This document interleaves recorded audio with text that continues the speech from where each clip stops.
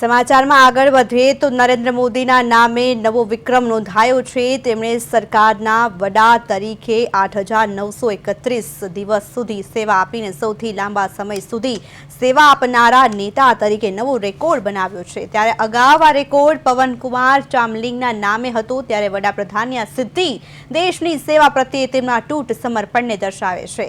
ગુજરાતના નાયબ મુખ્યમંત્રી હર્ષ સંઘવીએ વડાપ્રધાનને અભિનંદન પાઠવતા જણાવ્યું કે તેમણે परिवार और आराम छोड़ी देश सेवा ने प्राथमिकता आपी है। તેમણે ઉમેર્યું કે મોદીજીનો આ લાંબો રાજકીય કાર્યકાળ દેશ માટે મહત્વપૂર્ણ સીમાચિહ્ન માનવામાં આવે છે।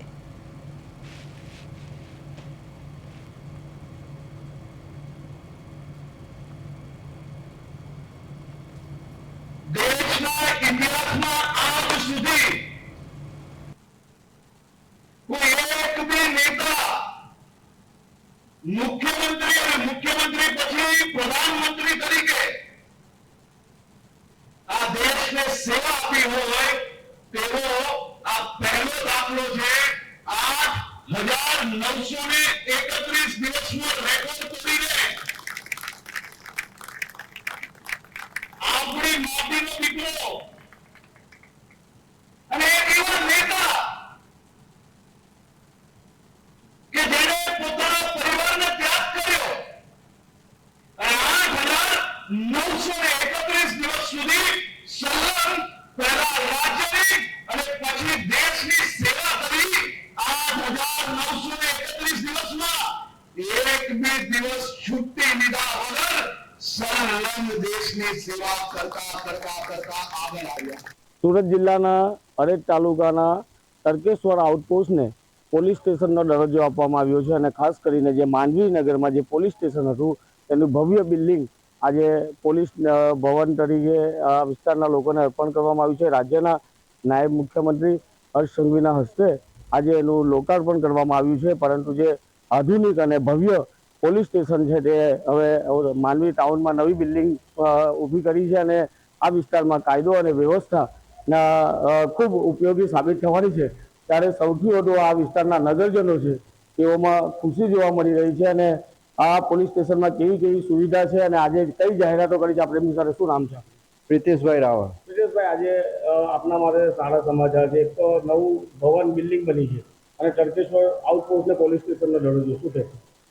આજે માનનીય ડેપ્યુટી સીએમ હર્ષ સંઘવી સાહેબના વરદ હસ્તે જે અરેજ તાલુકામાં તરકેશ્વર જે આઉટપોસ્ટ હતી તેને પોલીસ સ્ટેશનનો દરજ્જો આપવામાં આવ્યો છે અને માંડવી જે પોલીસ સ્ટેશન હતું તેનું ખૂબ અંદાજિત 5 થી 5.5 કરોડના ખર્ચે ભવ્ય નિર્માણ કરવામાં આવ્યું છે પૂરી આધુનિકતા સાથે। અને કદાચ સુરત જિલ્લાનું પ્રથમ એવું પોલીસ સ્ટેશન હશે જ્યાં લિફ્ટની પણ સુવિધા છે, જેનાથી વૃદ્ધ સિનિયર સિટીઝનો કે દિવ્યાંગોને સરળતાથી જવું હોય આવવું હોય તો એના માટે લિફ્ટની પણ સુવિધા છે। સાથે જ આધુનિકરણ સાથે આ ભવનનું નિર્માણ કરવામાં આવ્યું છે। ખાસ તો નવું પોલીસ સ્ટેશન બન્યું એટલે સ્ટાફ પણ વધવાનો છે। કાયદો અને વ્યવસ્થા, ખાસ કરીને મહિલા બાળકોને વ્યવસ્થાની સુરક્ષાની વાત હોય, આપ કેવી રીતે જુઓ છો?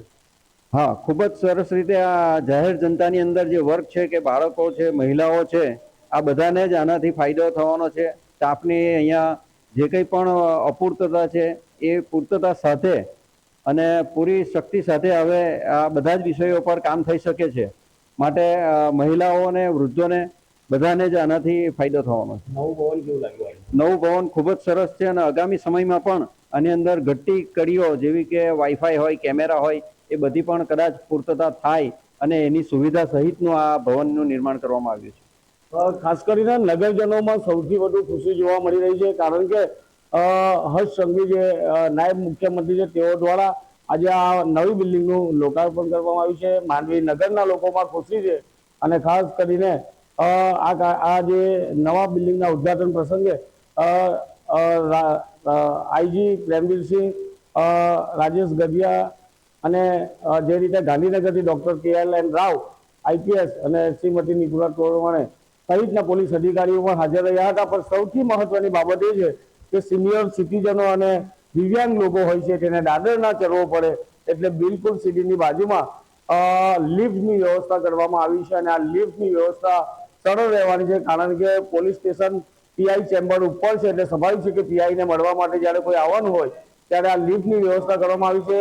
દિવ્યાંગ અને ખાસ કરીને એમના માટે ખૂબ ઉપયોગી સાબિત થવાનું છે આવનાર સમયમાં. સિનિયર સિટીઝનોની ચિંતા કરવામાં આવી છે અને લિફ્ટ જ્યારે આ કાર્યરત થશે ત્યારે અહીંયાથી સીધા તેઓને ખૂબ ઉપયોગી છે. આપ જે દ્રશ્ય જોઈ રહ્યા છો તે નવા પોલીસ સ્ટેશનના આ દ્રશ્ય છે અને માંડવી પોલીસ સ્ટેશનનો સ્ટાફ પણ હવે વધવાનું છે અને ખાસ કરીને કાયદો અને વ્યવસ્થાને લઈને ખૂબ આ વિસ્તારની અંદર આ વિસ્તારના લોકોમાં ખુશી જોવા મળી છે, પોલીસ કર્મીમાં ખુશી જોવા મળી રહી છે. કારણ કે માંડવી અને હરેક તાલુકાને એક પૂર્ણ કક્ષાનું પોલીસ સ્ટેશન મળ્યું છે અને માંડવીનગરને નવી પોલીસ બિલ્ડિંગ મળી છે અને આવનાર સમયમાં કાયદો અને વ્યવસ્થાને લઈને આ વિસ્તારના લોકોમાં ખુશી જોવા મળી રહી છે. કિરણસિંહ ગોહિલ, પ્રદેશ 24 ગુજરાતી, સુરત.